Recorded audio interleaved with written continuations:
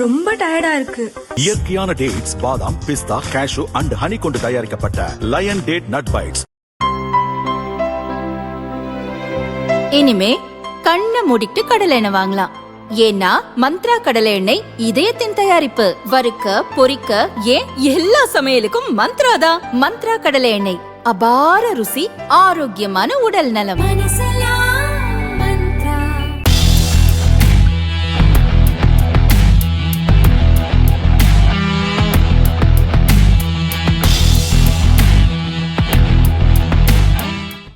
இந்தியாவில் தங்கம் வெள்ளியின் இறக்குமதி அபாய அளவில் இல்லை. இதை ரிசர்வ் வங்கி உன்னிப்பாக கவனித்து வருகிறது என்று மத்திய நிதியமைச்சர் நிர்மலா தெரிவித்தார். இதுகுறித்து அவர் கூறியதாவது: இந்தியாவில் விற்பனைக்கு வரும் தங்கம் அனைத்தும் இறக்குமதி செய்யப்படுபவை. இப்போதைய நிலையில் நம்மிடம் சொந்தமாக தங்கம் உற்பத்தி செய்வதற்கான வசதிகள் இல்லை. அதற்கான முயற்சிகள் நடக்கின்றன. ஆனால் அவை நமது தேவையை பூர்த்தி செய்யும் அளவுக்கு இல்லை. இந்திய குடும்பங்கள் தங்கத்தில் முதலீடு செய்வதற்கு முன்னுரிமை அளிப்பது வழக்கம்.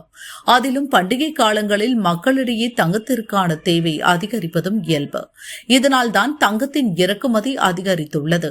இருந்தாலும் தங்கம் வெள்ளியின் இறக்குமதி பெரும் அபாய அளவிற்கு சென்றுவிட்டது என்று சொல்ல முடியாது. ரிசர்வ் வங்கியும் இதை உன்னிப்பாக கண்காணித்து வருகிறது. இப்போது தங்கத்தின் விலை அதிகரித்துள்ளதற்கு உலக நாடுகளின் மத்திய வங்கிகள் தங்கத்தை வாங்கி சேமிப்பதுதான் காரணம். பெரும்பாலான உலக நாடுகள், குறிப்பாக அவற்றின் மத்திய வங்கிகள் தங்க இருப்பை அதிகரித்து வருகின்றன.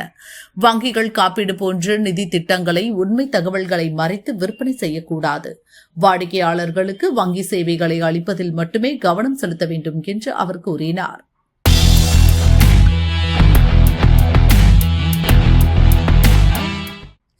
மூன்று ஆண்டுகளில் 300 ஜவுளி ஆலைகள் மூடல்.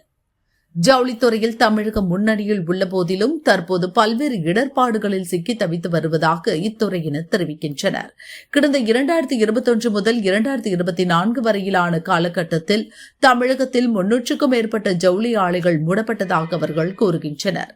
இதுகுறித்து சங்கத்தினர் கூறியதாவது: மூலதன செலவுகள், இயக்க செலவுகள் அதிகரிப்பு, கடுமையான மின்கட்டண உயர்வு, கடனுக்கான வட்டி அதிகரிப்பு ஆகியவை காரணமாக தமிழக ஜவுளி ஆலைகள் மூடப்பட்டு வருகின்றன. குறிப்பாக 2021-22 மற்றும் 2023-24 ஆகிய ஆண்டுகளில் தமிழகத்தில் 300க்கும் மேற்பட்ட ஜவுளி ஆலைகள் மூடப்பட்டுள்ளன.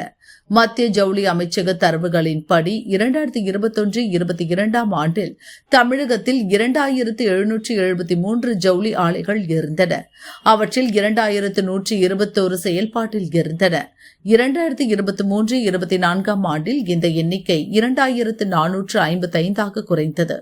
1672 ஆலைகள் மட்டுமே செயல்பாட்டில் இருந்ததாக தெரிகிறது.